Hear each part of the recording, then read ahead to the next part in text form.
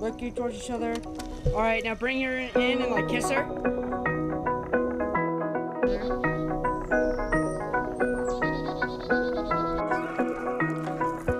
Okay, you're about to do an engagement session, and I'm here to tell you my paces, my walkthroughs, my ideologies. I don't know. I'm walking backwards and there's rocks. Is this really a good idea? Here, I'm gonna take you through my step-by-step how I do an engagement session. There's many ways you can do it, and every photographer does it in a different way, but I'm telling you my style and how I like to do engagement sessions. I like to have halfway sunset and halfway blue hour. And what blue hour is after the sun goes down the horizon, there's a beautiful just soft light, and it's so pretty. So I'm gonna tell you a little bit more on that later. So I like to start off when you're doing engagement sessions, send them a questionnaire, ask them what do they like. These people happen to be very outdoorsy and adventurous. That's why we're in Chattanooga right now. So let's say they met at a pizza place, take them to that pizza place, do something fun there. Do something that tells their story. I'm also going to tell you how I do light, because you could see light in different ways. How light hits people is very strange, and especially with blue hour, I see one big mistake that photographers always make. Hey, what's up? Before I begin this video, I wanted to let you know that this is not a 1, 2, 3 easy step how to do this engagement session, like how to take the perfect photos. This is more me letting you guys pick out my brain. Not like it's the biggest in the world, but it's something. Just letting you guys follow me around during an engagement session. So I really hope you guys learned something from this video. So let's carry on. Okay, rule of thumb for when you're shooting people in forests. So right here, there's no trees. Right here, there's a lot of trees. So when you're shooting in a forest, try to find an area that has half and half, and then shoot this way, because the sun will the sun's right there, but it's bouncing off the sky. The light's coming from one end versus the other. Yes. So we can show this in photos.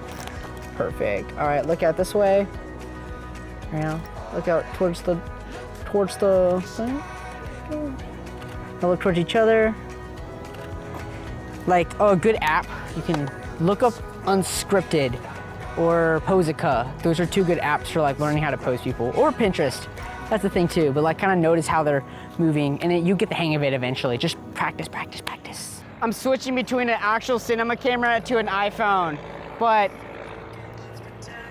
we're playing music. That's a good thing to do at an engagement session. So what we have here is a beam of light, and like I mentioned before, I like having contrast between the actual subject and the background. This is perfect. Notice this little rim of light here. So if you especially have this in black and white, for example, this looks really good. Have your hand, hold his face, all right? And then just bring him in, all right? My face? Yes, all right? Yeah. And then grab her waist, bring her in, just kind of and just kind of look at each other, pretend I'm not even here. Here, I'm gonna have you bring her back, lean her back almost. There we go. Lean her, there we go, perfect.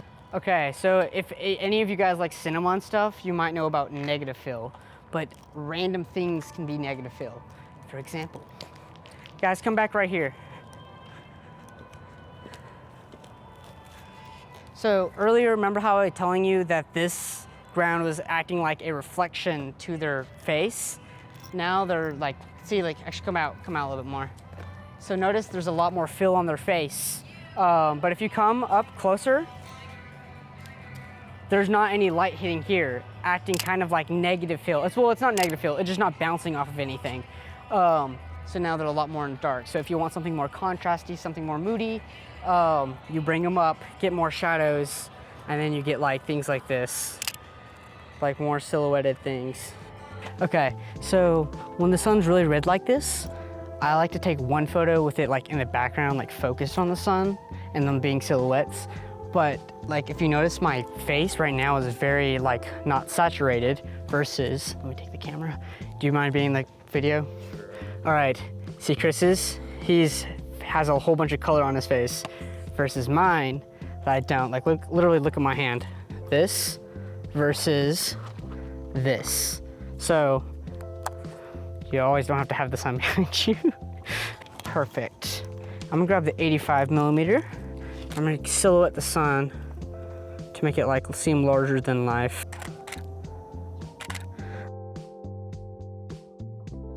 Video, try, or even photo, make prompts that are long so that they like are more doing motion. For example, okay guys, you're gonna have separate. All right, you guys are gonna walk towards each other, spin her around. You can spin her around like this. You can do a little spin around. Just have a lot of motion, be yourselves really.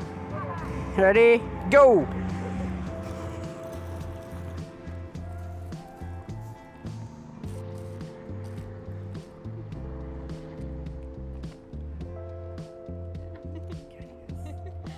This looks so good, you guys. Always get the wide shots, always get the tights. Don't just always stay in one position.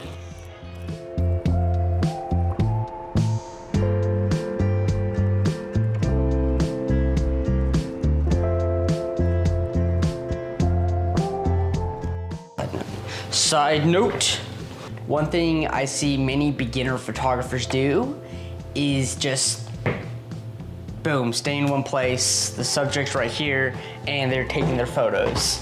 So what I recommend you guys do is look around, see, hey, what if I shoot through the trees right there and get like a cool foreground type of thing? Or maybe you want a really wide shot, like walk backwards like a ton, you know, to get like a really minimalistic, like tiny photo of them where they're just tight in the frame. Or, you know, find something that like is suited. Just look around and say like, hey, the lighting looks good here, bring them over there.